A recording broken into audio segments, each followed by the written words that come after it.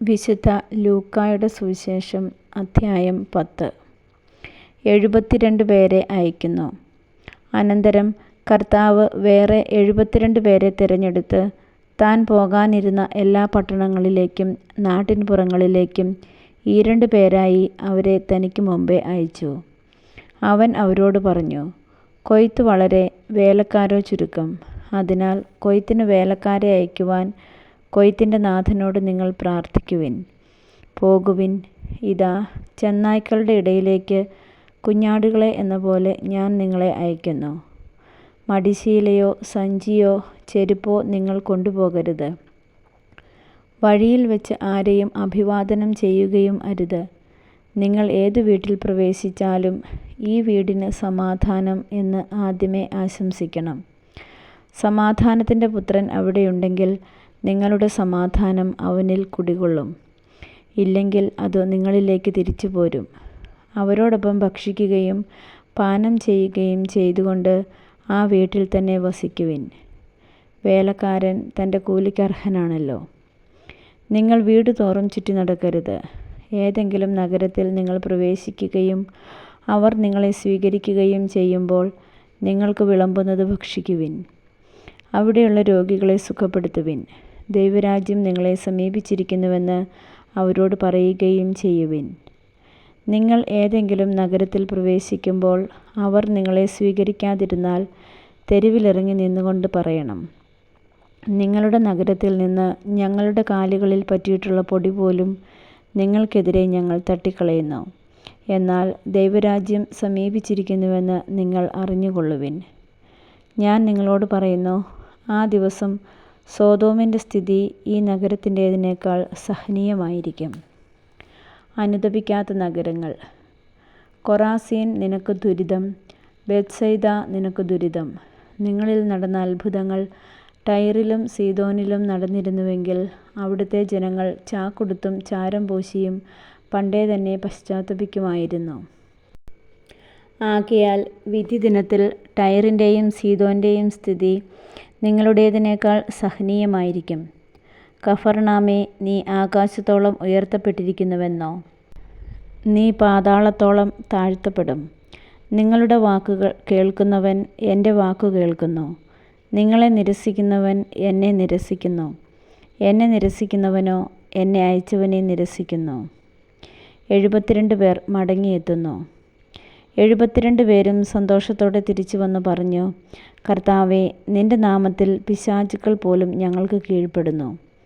അവൻ പറഞ്ഞു, സാത്താൻ സ്വർഗത്തിൽ നിന്ന് ഇടിമിന്നൽ പോലെ നിപതിക്കുന്നത് ഞാൻ കണ്ടു. ഇതാ, പാമ്പുകളുടെയും തേളുകളുടെയും ശത്രുവിൻ്റെ സകല ശക്തികളുടെയും മീതെ ചവിട്ടി നടക്കാൻ നിങ്ങൾക്ക് ഞാൻ അധികാരം തന്നിരിക്കുന്നു. ഒന്നും നിങ്ങളെ ഉപദ്രവിക്കുകയില്ല. എന്നാൽ പിശാചുക്കൾ നിങ്ങൾക്ക് കീഴടങ്ങുന്നു എന്നതിൽ നിങ്ങൾ സന്തോഷിക്കേണ്ട. മറിച്ച് നിങ്ങളുടെ പേരുകൾ സ്വർഗത്തിൽ എഴുതപ്പെട്ടിരിക്കുന്നു എന്നതിൽ സന്തോഷിക്കുവിൻ. യേശു ആത്മാവിൽ ആനന്ദിക്കുന്നു. ആ സമയം തന്നെ പരിശുദ്ധാത്മാവിൽ ആനന്ദിച്ച് അവൻ പറഞ്ഞു, സ്വർഗത്തിൻ്റെയും ഭൂമിയുടെയും കർത്താവായ പിതാവേ, അവിടുത്തെ ഞാൻ സ്തുതിക്കുന്നു. എന്തെന്നാൽ അങ്ങ് ഇവ ജ്ഞാനികളിൽ നിന്നും ബുദ്ധിമാന്മാരിൽ നിന്നും മറച്ചുവയ്ക്കുകയും ശിശുക്കൾക്ക് വെളിപ്പെടുത്തുകയും ചെയ്തു. അതേ പിതാവേ, അതായിരുന്നു അവിടുത്തെ അഭീഷ്ടം. എല്ലാ കാര്യങ്ങളും പിതാവ് എന്നെ ഏൽപ്പിച്ചിരിക്കുന്നു. പുത്രനാരെന്ന് പിതാവല്ലാതെ ആരും ഗ്രഹിക്കുന്നില്ല. പിതാവാരെന്ന് പുത്രനും പുത്രൻ ആർക്ക് വെളിപ്പെടുത്താൻ ആഗ്രഹിക്കുന്നുവോ അവനും അല്ലാതെ മറ്റാരും ഗ്രഹിക്കുന്നില്ല. അവൻ ശിഷ്യന്മാരുടെ നേരെ തിരിഞ്ഞ് അവരോട് മാത്രമായി പറഞ്ഞു, നിങ്ങൾ കാണുന്നവ കാണുന്ന കണ്ണുകൾ ഭാഗ്യമുള്ളവ. എന്തെന്നാൽ ഞാൻ പറയുന്നു, അനേകം പ്രവാചകന്മാരും രാജാക്കന്മാരും നിങ്ങൾ കാണുന്നവ കാണാൻ ആഗ്രഹിച്ചു, എങ്കിലും കണ്ടില്ല. നിങ്ങൾ കേൾക്കുന്നവ കേൾക്കാൻ ആഗ്രഹിച്ചു, എങ്കിലും കേട്ടില്ല. നല്ല സമറിയാക്കാരൻ്റെ ഉപമ. അപ്പോൾ ഒരു നിയമജ്ഞൻ എഴുന്നേറ്റ് നിന്ന് അവനെ പരീക്ഷിക്കുവാൻ ചോദിച്ചു, ഗുരു, നിത്യജീവൻ അവകാശമാക്കാൻ ഞാൻ എന്തു ചെയ്യണം? അവൻ ചോദിച്ചു, നിയമത്തിൽ എന്തെഴുതിയിരിക്കുന്നു? നീ എന്തു വായിക്കുന്നു? അവൻ ഉത്തരം പറഞ്ഞു, നീ നിൻ്റെ ദൈവമായ കർത്താവിനെ പൂർണ്ണ ഹൃദയത്തോടും പൂർണ്ണ ആത്മാവോടും പൂർണ്ണ ശക്തിയോടും പൂർണ്ണ മനസ്സോടും കൂടെ സ്നേഹിക്കണം, നിന്റെ അയൽക്കാരനെ നിന്നെപ്പോലെയും. അവൻ പ്രതിവചിച്ചു, നീ ശരിയായി തന്നെ ഉത്തരം പറഞ്ഞു. ഇതനുസരിച്ച് പ്രവർത്തിക്കുക, നീ ജീവിക്കും. എന്നാൽ അവൻ തന്നെ സാധൂകരിക്കാൻ ആഗ്രഹിച്ച് യേശുവിനോട് ചോദിച്ചു, ആരാണ് എൻ്റെ അയൽക്കാരൻ? യേശു പറഞ്ഞു, ഒരുവൻ ജെറുസലേമിൽ നിന്ന് ജെറിക്കോയിലേക്ക് പോവുകയായിരുന്നു. അവൻ കവർച്ചക്കാരുടെ കയ്യിൽപ്പെട്ടു. അവർ അവൻ്റെ വസ്ത്രങ്ങൾ ഉരിഞ്ഞെടുത്ത് അവനെ പ്രഹരിച്ച് അർത്ഥപ്രാണനാക്കിയിട്ട് പോയി കളഞ്ഞു. ഒരു പുരോഹിതൻ ആ വഴിയെ വന്നു. അവനെ കണ്ട് മറുവശത്തുകൂടെ കടന്നുപോയി. അതുപോലെ ഒരു ലേവായനും അവിടെ വന്നപ്പോൾ അവനെ കണ്ടെങ്കിലും കടന്നുപോയി. എന്നാൽ ഒരു സമറിയാക്കാരൻ യാത്രാമധ്യേ അവൻ കിടന്ന സ്ഥലത്ത് വന്നു. അവനെ കണ്ട് മനസ്സലിഞ്ഞ് അടുത്ത് ചെന്ന് എണ്ണയും വീഞ്ഞും ഒഴിച്ച് അവൻ്റെ മുറിവുകൾ വച്ചുകെട്ടി. തൻ്റെ കഴുതിയുടെ പുറത്ത് കയറ്റി ഒരു സത്രത്തിൽ കൊണ്ടുചെന്ന് പരിചരിച്ചു. അടുത്ത ദിവസം അവൻ സത്രം സൂക്ഷിപ്പുകാരൻ്റെ കയ്യിൽ 2 ദനാറ കൊടുത്തിട്ട് പറഞ്ഞു, ഇവൻ്റെ കാര്യം നോക്കിക്കൊള്ളണം. കൂടുതലായി എന്തെങ്കിലും ചെലവാകുന്നെങ്കിൽ ഞാൻ തിരിച്ചു വരുമ്പോൾ തന്നുകൊള്ളാം. കവർച്ചക്കാരുടെ കയ്യിൽപ്പെട്ട ആ മനുഷ്യന് ഈ മൂവരിൽ ആരാണ് അയൽക്കാരനായി വർത്തിച്ചത്? അവനോട് കരുണ കാണിച്ചവൻ എന്ന് ആ നിയമജ്ഞൻ പറഞ്ഞു. യേശു പറഞ്ഞു, നീയും പോയി അതുപോലെ ചെയ്യുക.